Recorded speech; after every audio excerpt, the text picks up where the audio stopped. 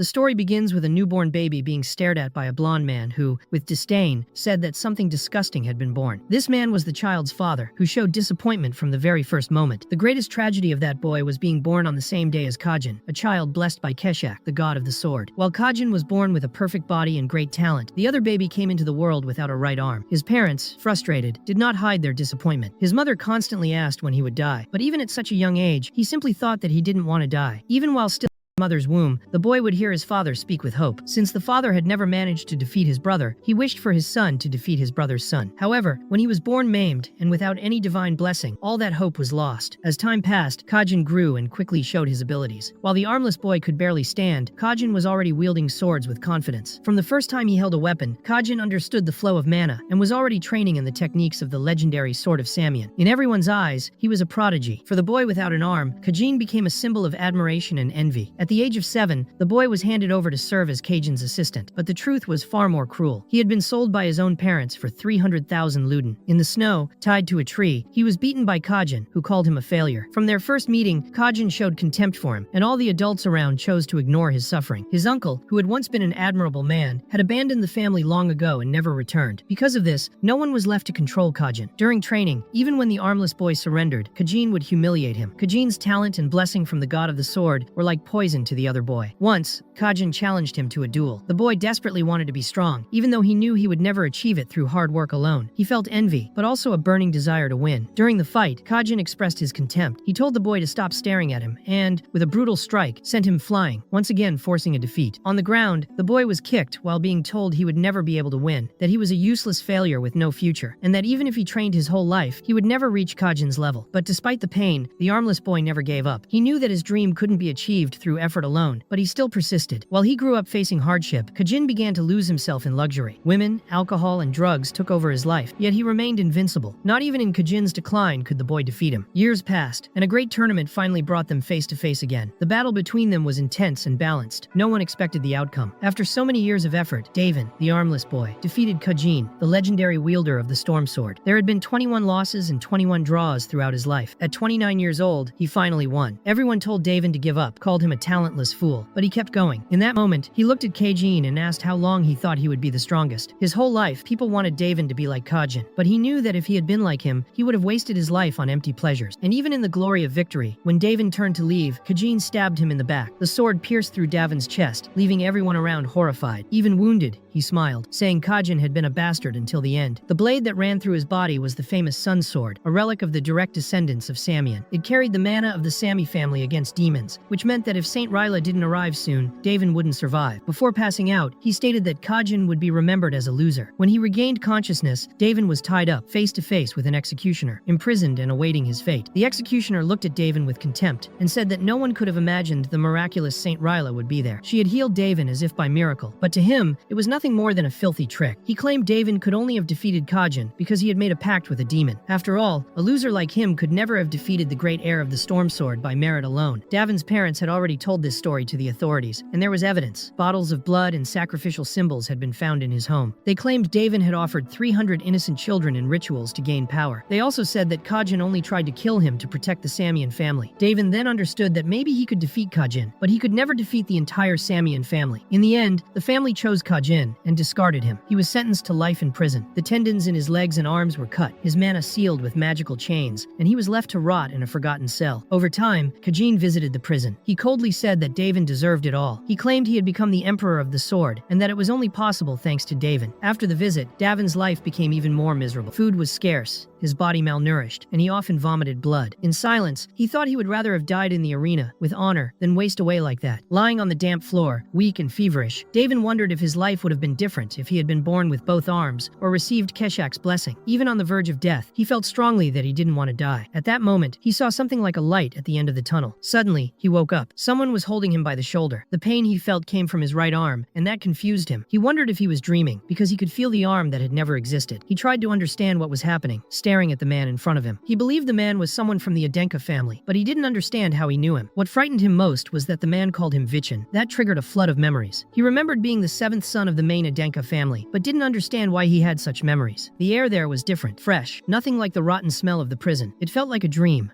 where he had a right arm, and he wondered if this was a final gift before death. But he soon realized that the man had started to injure his arm with mana. Acting on instinct, he threw the man far away with a quick movement. Then he realized he had overreacted. Even using mana, that man was incredibly slow. He apologized and tried to explain, saying his hand had slipped. The man stood up angrily, saying he was reckless only because he belonged to the main family. With resentment, he said that his own son would crush him, and that, for the first time, the secondary family would surpass the main one. To Vichin, those words sounded familiar. The man reminded him of his father, a man who projected onto his own son the desire to defeat his older brother, and when he realized he couldn't do it himself, he passed the dream to the next generation. Bitterly, the man warned that he would never forget the arrogance and rudeness of that day. He told him to wait for the assembly of true swords. As he walked away, he left Vichin confused. He still wondered if all of this was real, but if it were just a dream, he would have woken up by now. New memories surfaced. He remembered that his mother had died during childbirth, and that his father had never shown affection. The other children treated him like garbage. Among the 8 children of the Adenka family, he was the 7th, the weakest, always beaten by his brothers. He never fought back. He just cried and hid in his room. He was the ugly duckling, ignored by the maids, rejected by everyone, seen as defective. The former Davin Samian, the humiliated armless one, was now in the body of Vichin Adenka, a boy marked by cowardice and loneliness. He then got up and found a journal. In it, it was written that he couldn't do anything like his brothers, that he was ignored by everyone, and that he would rather die. Davin, now in Vichin's body, understood that this boy had a destroyed sense of self-worth. It was as if God had answered his prayers. Davin's desire to live had been reborn in the body of someone who wished to die. But the next moment, a mysterious voice interrupted his thoughts and asked if he truly believed something so absurd. Vichin was startled, looking around, trying to understand who was in the room with him. The unknown voice kept speaking, asking if he was an idiot or just naive. That mysterious presence claimed to be the original owner of that body. Still confused, Davin, now living in Vichin's body, asked if that meant he was really the former Vichin. The voice confirmed it, but explained that by giving his body to Davin, he had also renounced his name. Now, he preferred to be called Julian. Trying to understand what was happening, Vichin wanted to know how that was possible. Julian replied that it was a revelation. Vichin remembered that, according to ancient accounts, the gods sometimes granted revelations to humans blessed from birth. It was something divine. When he asked if Julian was a god, the answer was clear. He was indeed a god, though a minor one. He explained that he had tried to summon a spiritual god, but Davin was the one who responded. And if Davin wanted to become a true god, he would have to achieve countless accomplishments. These accomplishments were called callings, and by completing them all, someone could ascend to divinity. Vichin listened carefully, but said he wasn't interested in Julian's goals. For him, this new life was a chance to start over. He was more concerned with living than with dealing with ghosts from the past. But Julian was direct. He said that his spiritual energy was weakening, and if it completely vanished, that body would die as well. Suspicious, Vichin asked if that was a threat. He said the body seemed far too healthy to be close to death. But at that moment, a sharp pain struck him, sending him to the ground. Angry, he called Julian a bastard. Meanwhile, Julian insisted he was indeed naive, and that now he would show him his true memories. As the images filled Vichin's mind, he saw how much he had been humiliated by everyone. He was shocked to realize that all those memories belonged to a child of only 13 years old. While being beaten, Julian was already plotting revenge. Even with a weak and submissive body, his mind was sharp and determined. He studied subjects in secret complex topics, equivalent to apostolic level. Now, Julian asked if Vichin was ready to hear what he had to say. Without waiting for an answer, Julian asked a question that left the new occupant of that body speechless. He wanted to know if he had ever heard of the archdemon Davi, also known as the hero Kajin. That made Vichin tremble. The name Davi scared him, especially being associated with the word archdemon. But Julian explained that it was a story from 500 years ago. According to records from that time, the one-armed swordsman Davin had escaped from the prison of Samian, and with the power gained through a demonic contract, he devoured thousands of lives to grow stronger. It was said that he had killed more than 10,000 people, and because of that, history recorded him as a great demon. It was at that moment that Vichin realized something even more disturbing. He was 500 years in the future. However, the story didn't make any sense. He was certain he had died in prison, abandoned by the Samian family, betrayed and forgotten. He believed that the storm sword, Kajin, had been chosen, while he, the one-armed swordsman, had died alone. The narrative that claimed he had become an archdemon made him angry. He was convinced it was just another lie invented by the Samian family. But what disturbed him the most was when Julian stated that the hero Kajin had, in fact, loved the great demon Dave. That sounded absurd to Vichin, who couldn't accept that version of the story. He became stressed, accusing Julian of making up lies. Julian, however, simply asked if he had actually lived in that time. Vichin confirmed that he had. Then Julian said that the whole story had been written by those who won. It was the official version left by those who triumphed. The defeated, like him, had no right to tell their version. Still confused, Vichin asked Julian to continue. He wanted to understand how far that story went. Julian then revealed that Kajin had joined forces with the greatest hero of that era, the so-called Emperor of the Sun Sword, to defeat the so-called demon Dave. Upon hearing that name, Vichin went silent. He had never heard of this Emperor of the Sun Sword. Julian asked who in the world didn't know Arslan, since he was an ancestor of the Adenka family. Vichin was stunned to learn that Arslan had become the first patriarch of that family. In truth, he had been just a little boy in his past life, who deeply admired Davin, always saying he wanted to be like him when he grew up. He was also Davin's only true friend, and the only disciple he ever had. During Davin's time in prison, Arslan visited him a few times, saying that he had committed no crime, and that he would do everything in his power to restore his honor. But after the last visit and that promise, he never came back. Julian explained that Arslan became the first patriarch of the Adenka family, and left behind the mission of surpassing the Samian family and revealing the truth to the world. With that, Vichin began to wonder if everything was truly just coincidence. He remembered that Arslan had promised to uncover the truth because he knew how unjustly Davin had been treated. That's why Arslan Falker left the Falker family, founded the Adenka family, and set out with the purpose of confronting the world's truth. The entire foundation of that new bloodline had the goal of restoring his master's honor. Thinking about that, Vichin started to believe that perhaps it was fate that he had been born into that family. Next, Vichin wanted to know if, by fulfilling this mission, he could truly become a god. Julian confirmed that he could. If he succeeded in completing the mission, he could become the true owner of that body, and upon reaching divinity, he would also have the power to grant blessings to others. Vichin then gripped his sword and, in his mind, thanked Arslan, promising to inherit the mission left behind. He would surpass the Samian family and always stay one step ahead of those who betrayed him. Right after, he left the room, and Julian asked where the old man was going.